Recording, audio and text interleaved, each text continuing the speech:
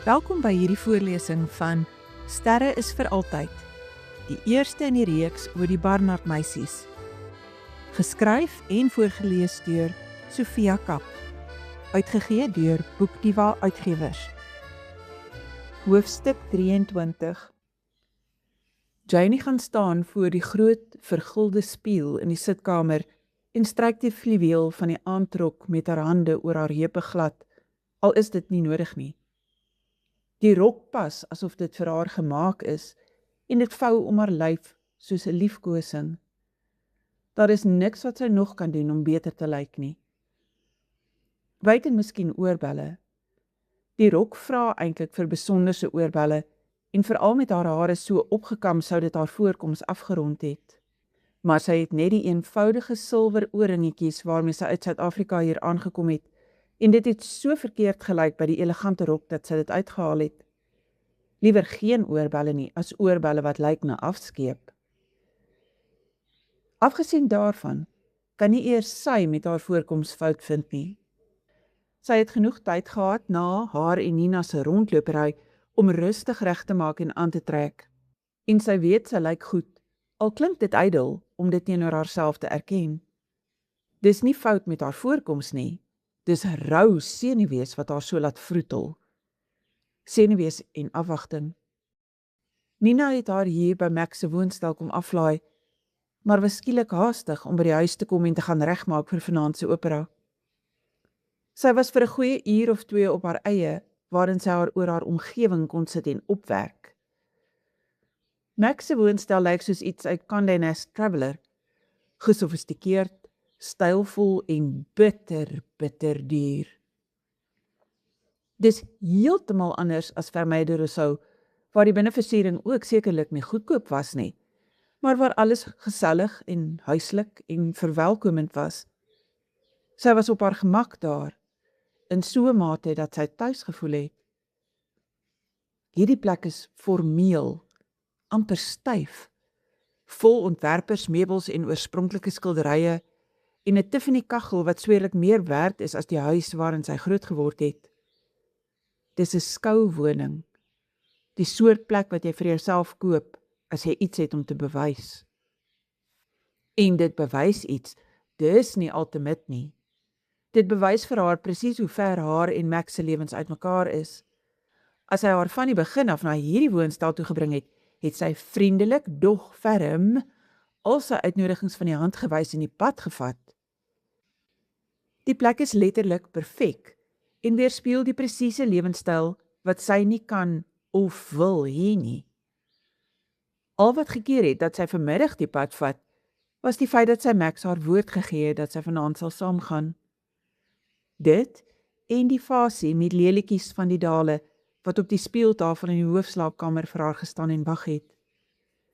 Dis nie dieselfde blommetjies wat hy van tevore vir haar gebring het nie, dis 'n vars rangskikking met van die boonste klokkies nog toe. Daar was nie 'n notakkie by nie, maar die geur, sag en soet, het in die kamer gehang toe sy daar ingeloop het. Dit het die spanning effe laat skiet gee en haar herinner aan alles wat hulle wel deel.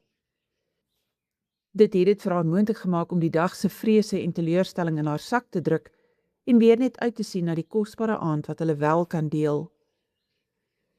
Ver af hoor sy hoe die water ophou loop en haar hart bokspring nog 'n keer. Max is hier, sy weet dit. Sy het die voordeur hoor oop en toegaan terwyl sy nog in die badkamer was en daar is tekens van hom in die woonstel. Sy jas aan die hak by die voordeur, die musiek wat van iewers af na haar toe aangesweef kom, pakkies op die muurtafeltjie. Sy het eintlik verwag hy gaan haar in die badkamer kom opsoek, waar sy vir oulaas aan haar grimering gestaan en peter het, maar dis asof hy op sy gewone, meesterlike manier geweet het hoe om die spanning tot kort voor breekpunt uit te rek. Hy het blykbaar net sy opera klere uit die kas gekry en toe in die spaarkamer se badkamer gaan stort. 'n Deel van haar wil al sy planne vir vanaand in die wiele ry en saam met hom onder die stort inklim. Sy wou ontslaa raak van die rok en die skoene en die hare en die grimering wat haar so ontuis in haar eie vel laat voel en net die ongekompliseerde samesyn van die afgelope week terugvind. maar sy weet sy kan nie. Hierdie aand hou vir hom te veel betekenis in, en sy kan dit nie vir hom bederf nie.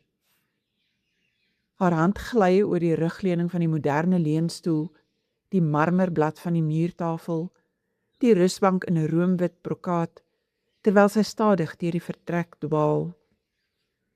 Dis 'n spesiale aand, nie net vir hom nie, vir haar ook. 'n Hele week lank kon sy die leef in die oomblik filosofie navolg en eenvoudig geen gedagte aan die toekoms in haar kop toelaat nie. Maar vandag het 'n einde aan daardie volstruis benadering gemaak. Haar tyd is aan die uitloop en dis tyd om te erken dat daar wel 'n môre is. Dat daar 'n vliegkaartjie is wat wag en 'n visum wat gaan verval en 'n gesin in Suid-Afrika wat van haar verwag om by die huis op te daag sodat hulle haar verjaarsdag saam met haar kan vier. En as sy eerder die laaste kosbare ure van haar vakansie saam met Max in die beknopte, deurmekaar kokon van die geleende woonstel sou wou deurbring, is hierdie intimiderende plek waar sy dit sal moet doen. Miskien is dit gepas. Miskien is dit die kosmos se manier om dit vir haar makliker te maak om huis toe te gaan, van hierdie plek af, waar sy so kennelik nie inpas nie. Sy staan nog so met haar blik binne toe 'n geluid haar laat opkyk. En ten spyte van alles, ten spyte van die kloof tussen hulle en alles wat sy nie is nie, voel sy hoe die wêreld gaan stilstaan. Haar mond word droog, haar asem stol in haar longe, en sy voel hoe die hitte en die wonder, die ontzag en die dankbaarheid haar hele menswees kom vol lê. Magnifiek. Dis die enigste woord wat daar is. Dit is wat hy is in elke besonderheid, van die breë skouers in die pasgemaakte aanpak, tot die kraakwit hemp en die swart strikdas, tot die skoon geskeerde kaak, tot die donker hare wat in klam golwe teen sy kop lê. Hierdie lieflike man was vir 'n hele week lank hare. Dit was genade alleen. Die kosbare aand wat voorlê is die laaste daarvan, maar dis steeds genade.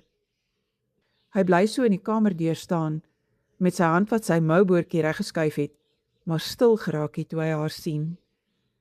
Sy sien die verdonkering van die oë, sien die borskas op en neer duin, sien hoe die mond oopgaan, hoe dit haar naam vorm, sonder dat daar geluid uitkom. Dis 'n magiese oomblik wat tussen hulle vibreer, asof daar iewers in die kosmos 'n silwer snaar gepluk is. Alles om haar is stil, alles in haar is stil. Dis net die goud van die laatmiddagson wat deur die groot vensters val, en die man voor haar, en die onwrikbare wete in haar, dat sy saam met hom iets het, wat sy nooit weer gaan hê nie. Hierdie gevoel, hierdie ontsaglike, ontzagwekkende liefde wat soos 'n elektriese stroom deur die stilte vloei, kom net een keer in 'n leeftyd. Dit voel na 'n ewigheid, maar hy beweeg uiteindelik, stadig en versigtig, asof die oomblik kan versplinter. Hy loop tot by haar, maar bly dan so staan terwyl hy haar indrink. Raak nie, praat nie, staar net. Uiteindelik reik hy uit en tel albei haar hande in syne op.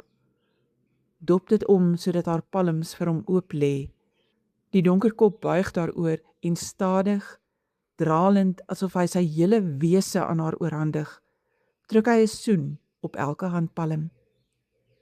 Steeds sê hy niks, vou net haar vingers oor die palm en druk albei haar vuiste toe teen sy bors. Laat sak sy voorkop teen hare en staan so, doodstil, met sy oë toe. Dankie Jane, kry dit uiteindelik skor uit. Sy moet sluk en sluk teen die emosie wat in haar keel opstoot. Nee, dis ek wat vir jou moet dankie sê. Hy haal diep asem, asof hy homself doelbewus tot bedaring moet kry, tree dan agteruit met haar hande steeds in syne. Perfek, absoluut perfek. Loer eers linksom en dan regsom na haar. Maar miskien nie heeltemal klaar nie, dink ek. Sy lig haar wenkbroue vir hom. Ek weet nie hoe jy dit kan sien nie, want Nina het jou kaart gebuig tot kort diskant breek. Nie sy of Jeshen of die peloton-terapeute in die salon of die skare stiliste wat daar aangekom het, sou met nog iets vorendag gekom het wat my sal laat beter lyk het nie. Hy het haar hande gelos terwyl sy gepraat het, en toe sy opkyk, slaan die laaste sonlig blou-wit vlamme uit die diamante in sy handpalm. Haar oë vlieg op na sy gesig. Dis waarmee ek vandag besig was, sê hy, onder andere besig was. Dis min of meer soos die paar wat jy in die venster gesien het, maar ek het hierdie vir jou laat maak. Sy kan sien, dis nie dieselfde nie, die diamante is opsigtelik groter. Haar mond word droog. Max, ek kan mos nie, draai jou kop dat ek dit vir jou kan aansit. Nee, hy lê voorvinger teen haar lippe en sy moet hom laat begaan. Sy staan doodstil, terwyl hy die kosbare juweliersware aan haar ore vasmaak. Voel die gewig van die metaal en die stene wat aan haar rem. Voel jy die benoudheid van vooraf in haar klots. Dis nie sy nie. Hierdie hele mens wat hy gemaak het, is nie sy nie. Daar, sê hy. Nou is dit klaar. In die spieël oorkant sien sy hulle weer kaatsing. Dis 'n vreemde vrou by Max, iemand gesofistikeerd, iemand wat sy nie ken nie. Dit voel nie soos ek nie. Die hande wat om haar kaak vou is oneindig teer. Dit is jy. Ek wou hê jy moet sien wat ek altyd geweet het. Jy is ook 'n diamantoorbelle soort meisie. Sy maak haar mond oop om vir hom te sê dat diamantoorbelle haar nie kan verander nie, maar sy foon gaan aan die lui. Dis die motor. Kom, vanaand ry ons nie met die metro nie. Vanaand gaan ons in styl daar aankom. Sy staan daar, verslaan. Dis waaraan hy gewoond is. Hierdie woonstel, hierdie voorkoms, 'n motor vir die opera. 'n Vrou wat diamantoorbelle dra asof sy daaraan gewoond is. Dis waarvoor hy gewerk het en dis wat hy verdien. Net die beste. Sy het een aand, een heerlike, angswekkende geskenk van 'n aand waarin sy kan voorgee dat sy die beste is. Mag sy dit tot aan die einde van die aand kan volhou.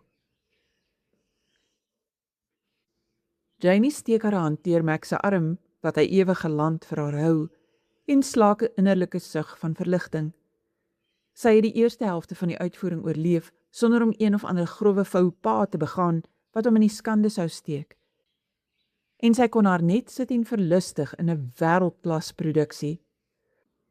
Alfredo het sy hoë note suiwer en akkuraat gehaal, al was hy smoor verlief, en die wêreldwyse Violetta het teen elke voorbehoud wat haar gesonde verstand probeer opret, pens, potjies en satijnskoen vir hom geval. Die plattelandse idylle in die tweede toneel was vir haar 'n bietjie opgesmuk, miskien omdat sy die ornate paleisie op die stel met Vermeer de Rousseau se lieflike ou plaashuis vergelyk het, maar sy kon heeltemal verstaan hoekom Violetta eerder weg van die gedrang en in landelike afsondering sou woon as in Parys.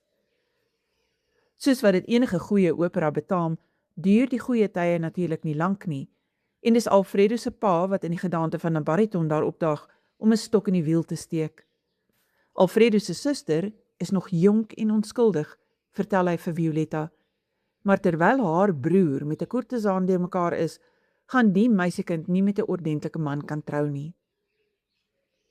Sy ken die storie en die musiek, het dit al hoeveel keer gehoor, maar vanaand het die pathos en die onbillikheid van Violetta se lot haar opnuut getref, en sy moes haastig na 'n sneesie soek, toe Violetta besef het, dit gaan haar werk word om Alfredo van haar af weg te stuur. Gelukkig kon sy haar ook verlustig in Max se waardering van die musiek.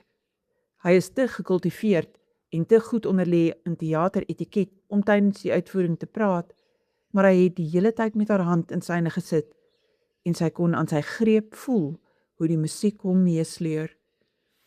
En toe die gordyn vir die pouse sak, het hy aan die kunstenaars daar die hoogste van alle eerbewyse gegee. 'n Oomblik van stilte, waarin hy net weer van sy omgewing bewus raak, voor hy saam met die ander teatergangers begin hande klap het. Champagne? hoor sy, toe hulle tussen die mense in die gang uitstap. Sy kyk op, sien die lig in die donker oë, snap onmiddellik waarop hy sin speel. Dit is hulle Enchanted Evening.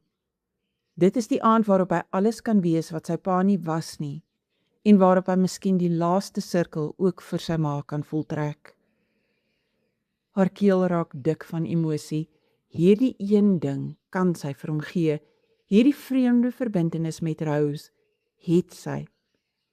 As sy dan niks anders het om by te dra nie, kan sy vir hom hierdie oomblik moontlik maak. Ja, asseblief. OK, wag jy en Nina liewer hier. Dis altyd 'n gedrang by die toonbank. Sy kyk die twee manne agterna terwyl hulle wegstap, albei lank, albei imposant in hulle aanpakke. Daar is 'n gemak aan hulle saam wees, 'n warmte en 'n waardering wat kom uit onvoorwaardelike vertroue.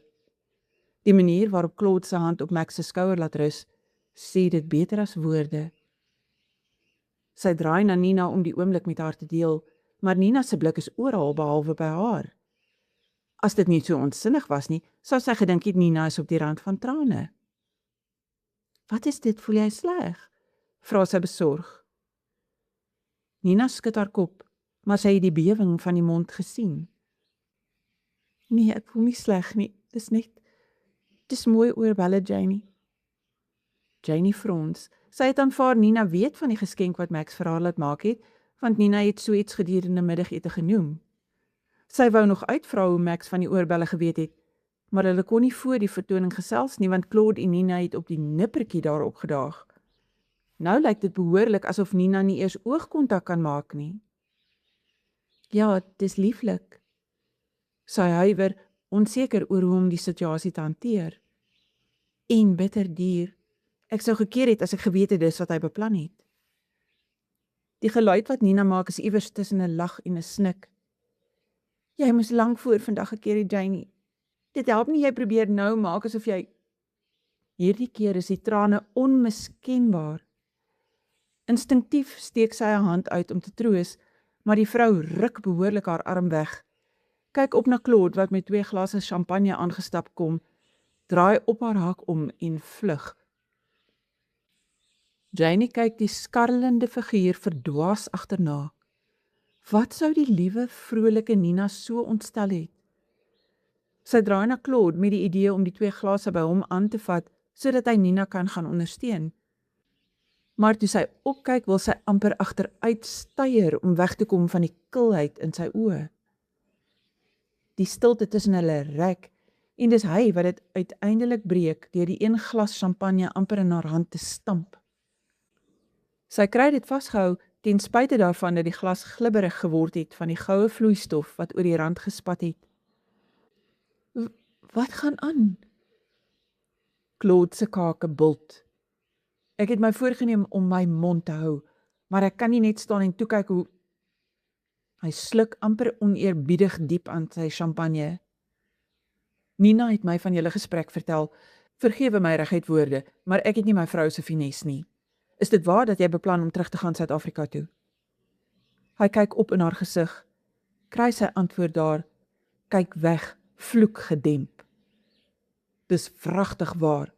As dit dan jou plan is, hoekom is jy nog hier? Haar hart klop so hard in haar ore, sy kan skaars haar eie stem hoor. Hy het my gevra om saam met hom te kom. Ek wou my vliegkaartjies bespreek vir môre aand en ek het gedink ek kan hierdie laaste aand saam met hom. Ek het nie bedoel... Hy kners hard op sy tande. Wel, jy doen skade. En hoe langer jy hier bly, hoe groter is die skade. Gaan liewer net huis toe en gee Max die geleentheid om sy lewe te herbou. Hy verdien beter as wat hy by jou gekry het en ek dink jy weet dit. Die geroesemoes om haar, die mooi plafon en die swaar kandelare, die fluweel en die marmer en die lig en die vriendelike samesyn van die teatergangers vervaag stelselmatig, totdat al die lewe uit die toneel gelek het. Al wat oorbly is die harde oë en die woorde wat soos geselhoue in haar brand. Max verdien beter as sy. Sy het dit geweet, natuurlik, sy het altyd geweet dat haar tekortkominge opsigtelik is, maar sy het darm gedink sy sal een aand lank die hersenskim kan volhou, veral na al die moeite wat Nina met haar voorkoms gedoen het. Kennelik nie. Claude, die vriend wat Max beter ken as enige iemand, het deur haar gesien. En hy kon openlik, sonder omhaal van woorde, vir haar sê sy haal nie die paal nie. Die vertrek duisel skielik en sy moet 'n hand uitsteek om haar met 'n palm teen 'n pilaar te stit. Janie? Sy sien die hand wat hy uitsteek en tree vinnig agteruit, haar enigste gedagte om weg te kom van die situasie, en dis toe sy omdraai dat sy die bekende, breedgeskouerde figuur aan die oorkant van die vertrek gewaar. Net so imposant as toe sy hom vroeër vanaand vir die eerste keer in sy aanpak gesien het, net so magnifiek, maar nie alleen nie. By hom, so naby dat hulle kneukels amper raak, staan 'n figuur in 'n dramatiese rooi rok en 'n glas champagne in haar hand. Dis nie nodig vir die vrou om te draai nie. Sy herken daardie donker hare in die lae bolla. Isabella. Isabella wat haar glas champagne teen Max se klink. Isabella wat haar hand op die satijn van Max se lapel lê en haar kop kantel sodat die lig blou-wit vlamme uit die diamante aan haar ore slaan. Sy staar lank na die twee figure, draai dan terug na Claude. Hy het die oorbelle vir haar gekoop, nee. Is dit hoe 'n mens weet? Claude frons. Ek verstaan nie nou wat jy bedoel nie. Maar sy kry nie woorde nie, staan net daar, verstorwe. Dis so dood voel, so leeg en so sinloos. Daar is geen geluid nie, geen kleur nie, geen vooruitsig nie. Die afskeidsgeskenk het sy reeds ontvang. Die erkenning vir die week se samesyn het hy oorhandig. Sy was net te onnosel en te verdiep in haar eie simpel weergawe van die sprokie, om te besef wat dit beteken. Die glas in haar hand is nog halfvol champagne, en sy oorhandig dit weer aan Claude. Sal jy namens my verskoning maak, asseblief? Ek het nog die ekstra sleutel van sy woonstel by my, maar ek sal dit sommer daar los. Iets in haar gesigsuitdrukking moes Claude getref het, want sy sien hoe hy sy asem stadig intrek. Janie, was ek verkeerd? Max is my vriend en ek wou net, sy keer hom met 'n handgebaar. Glad nie. Jy het die moed gehad om 'n ding hardop te sê wat ek nou al dae lank loop en vir my, dankie daarvoor. Ek wou dit uittrek, maar jy is reg. My tyd het uitgeloop. Uit die hoek van haar oog sien sy hoe die figuur in die rooi rok vorentoe leun en hoe Max sy wang vir haar aanbied. Ek kan nie. Haar stem stol en sy probeer weer. Sê asseblief vir hom. Maar sy kan nie verder nie. Daar is nie woorde om hierdie oomblik te oorbrug nie. Al wat haar oor is om haar rok se soem op te raap en te vlug, met die eindelose trap, deur die marmerfoier, tot buite in die donker, weg van haar hart en siel, en die enigste droom wat nog ooit die moeite werd was om te droom. Janie gaan staan stil in die middel van die sitkamer, kyk om haar rond. Nee, daar is niks van haar hier nie. Daar was nooit iets van haar in die stywe, formele vertrek nie, en daar was niks om in te pak, toe sy van die theater af hier ingestrompel het nie. Na regte moes sy in die eerste plek nie in die woonstel gewees het nie. Sy hoort nie hier nie. Het nooit nie. Sy staan daar terwyl die besef deur haar kop beier, wag vir die skroeiende pyn wat sekerlik op so 'n insig moet volg. Dis tog normaal om in 'n oomblik wat jy jouself moet loskeer van alles wat vir jou sin gemaak het, te bloei. Daarop het sy haarself nou al 'n week lank voorberei. Op die rou, verblindende seer wat haar hele menswees gaan opvreet, omdat sy die liefde met wortel en tak uit haar eie hart moet ruk. Maar daar is niks, net 'n eindelose, klanklose, kleurlose leegheid. Sy is soos 'n ster wat uitgebrand het en waarvan die stukke planloos en onvoorspelbaar deur die heelal tuimel. Al wat daar oor is die wete dat sy haarself so gou moontlik en so volledig moontlik uit Max se lewe moet verwyder. Al wat kan kom uit enige verdere kontak is 'n groter vernedering, omdat sy haar teenwoordigheid te lank op hom afgedwing het en gedink het sy kon een laaste aand van musiek en passie saam met hom beleef. Maar dit kon nie. Sy is in die openbaar geweeg en te lig bevind.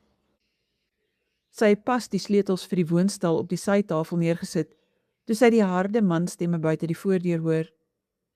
Dit klink na 'n argument, en daar is eers 'n gestamp aan die deur voor sy die sleutel in die slot hoor draai. Glo jou nie, sy is glad nie so nie, dis hoegenaamd nie haar geaardheid. Die deur klap oop, en Max kom tot stilstand in die voordeur met Claude kort op sy hakke. Die donker oë soek wild deur die vertrek, ruk tot stilstand toe hy haar gewaar. Janie, wat gaan aan? Claude sê jy het huis toe gekom, hoekom het jy my nie gesê? Maar dan gewaar hy die tas langs haar, en hy raak stil. Staan so met die donker blik wat ononderbroke op haar brand. Max. Haar stem klink vreemd, selfs vir haar. Dis plat en leweloos soos 'n nagemaakte klankbaan wat deur KI gegenereer is. Sy wag vir iemand om te beweeg, om iets te sê, om enige soort aanduiding te gee van wat veronderstel is om volgende te gebeur, maar dis asof die toneel vasgesteek het, soos 'n ou film in 'n teater, en niemand weet hoe om die gebeure weer aan die rol te kry nie. Oor Max se skouer sien sy Claude se gesig, en sonder dat hy 'n woord verder hoef te sê, verstaan sy. Dis haar taak. Sy moet, soos Violetta, hierdie afskeid volvoer. Met bykans bo menslike inspanning kry sy haar gedagtes bymekaar. Dis tyd vir my om te gaan, Max. Ek vlieg môre terug Suid-Afrika toe. Dit was van die begin af die beplanning. Ek het gehoop, ek wou graag die laaste aand en veral die opera saam met jou beleef, maar dit was selfsugtig van my. Eintlik was hierdie hele week selfsugtig. As ek enige soort integriteit gehad het, het ek nooit toegelaat dat dit meer word as bento-boksies op 'n vliegtuig nie. Alles aan hom word waaksaam. Die mooi mond verstram, die skouers word hoekig. En dis toe die laaste hitte uit die donker oë lek, dat sy besef hoe kosbaar dit was. Wat beteken dit? Vra hy afgemete. Dit klink soos 'n ander mens, soos 'n vyand. Veraf is daar 'n onheilspellende donkerte wat haar bekruip, soos 'n lugleegte wat alles insluk, en sy moet hard werk om haar nie daaraan oor te gee nie. Sy moet hierdeur kom, deur die woorde kom, sodat sy by die woonstel kan uitkom wat Eleanor vir haar geleen het. Jy weet wat ek bedoel. Moenie dat ons dinge onnodig uitrek nie. Hierdie week saam met jou was, sy lig 'n onmagtige hand, laat dit weer val. Maar ons weet albei dit kan niks meer word nie. Ek het probeer aanpas omdat jy dit so graag wou gehad het, maar dit het nie gewerk nie. Nina en Claude het dadelik deur my gesien, en alles wat vandag gebeur het dit net bevestig. Ek kan nie myself verander nie, en dis tyd dat ons dit albei erken. Sê iets, skree dit in haar. Sê vir my ek is verkeerd, sê dat jy nie omgee wat jou vriende dink nie. Sê jy sal my vergewe vir wat ek nie is nie, en dat jy tevrede is met die alles van my wat jy wel kry. Maar hy staan daar, woordeloos en donker en ongenaakbaar, en sy voel hoe die laaste onsinnige hoop uit haar sypel. Hy gee nie om nie, nie regtig nie. Hy is kwaad, ja, en ontnugter, maar dis omdat sy die een is wat dinge tussen hulle beëindig het, voordat hy dit kon doen. In sy wêreld is hy waarskynlik die een wat die volgende oggend die taxi bestel en die meisie met 'n soen op haar voorkom die toekoms instuur. Die feit dat sy uit haar eie loop, is bloot 'n hou op sy ego en dis iets wat reggemaak kan word oor 'n glas whisky met Claude of 'n aand saam met 'n nuwe meisie. Die kamer begin om haar draai en sy moet aan die duur leunstoel se rugleuning vashou om te keer dat sy omkantel. Sy moet hier wegkom, so gou moontlik. Weg van die donkerte, weg van die ding in daardie onverbiddelike oë waaraan sy nie 'n naam wil gee nie. Dankie vir alles, Max. Ek weet dit kan nie vir enigiets vergoed nie, maar ek is jammer. Werklik. Die kake bot, maar hy antwoord nie. Staan daar net en aankyk met daardie strak mond en verdoemende blik. Daar is geen ander genade nie, Sy sal voor hulle moet verbyloop om by die voordeur te kom. Dis toe sy haar weerkaatsing in die spieël gewaar dat sy vassteek. Aan haar ore flonker die diamante wat hy vroeër vanaand in hierdie einste vertrek met soveel teerheid vasgemaak het. Sy kan dit nie neem nie, besef sy dadelik. Nie omdat dit duur is, of omdat dit nie by haar pas nie, maar omdat dit van haar nog 'n Isabella gaan maak. Die een ding wat haar onderskei van die ander vroue in sy lewe, is dat sy eerlik kon wees oor waar sy in sy lewe inpas. Of nie inpas nie. Sy het dit te laat aan hom erken en sy het te laat werk gemaak daarvan, maar sy het ten minste. As sy dan niks anders oor het nie, het sy nog haar trots. Met 'n geoefende beweging haal sy die oorbelle uit haar ore, hou dit woordeloos in haar oop hand na hom toe uit. Hy kry dit reg om die 2 stukke van haar palm af op te tel sonder om aan haar te raak. Staan lank daarna en staar, kyk dan op in haar oë. Die veragting daarin tref haar soos 'n vuis in die middelrif. Jy hoef nie verskoning te maak nie, Janie. Ek is net so verantwoordelik vir hierdie gemors as jy. Jy's reg. Ons pas nie by mekaar nie. Ek het dit ook geweet. Van die begin af. Al die tekens was daar. Ek wou dit net nie raak sien nie. Sy wil naar word. Alles net daar los en hardloop om weg te kom van die woorde en daardie afgryslike uitdrukking. Maar sy staan daar, uitgelewer. Sy sien, asof in stadige aksie, hoe hy 'n voorvinger uitsteek om die hals van haar rok oop te trek, en die 2 oorbelle val in haar bra, sodat dit hard en koud en ongemaklik teen haar vel druk. Max. Dis Claude se stem, vol vermaaning, maar hy is duidelik buite bereik van redelikheid.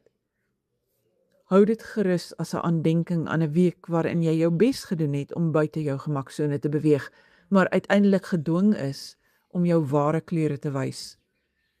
Ek wil dit in elk geval in my lewe nooit weer sien nie. Daar bly niks anders oor as om daar om te draai en met haar tas in haar hand uit sy lewe te loop nie. Indien jy die volledige Sterre is vir altyd op YouTube wil volg, teken in op my kanaal. Dit doen jy deur op subscribe onder die video te klik. As jy op die klokkie klik, laat YouTube jou weet wanneer ek die volgende hoofstuk laai. Indien jy eerder die papierboek wil hê, kan jy dit bestel by Graffiti Boeke. Ek plaas die skakel in die beskrywingsboks hieronder. Sterre is vir altyd is slegs beskikbaar by Graffiti Boeke en Bargain Books.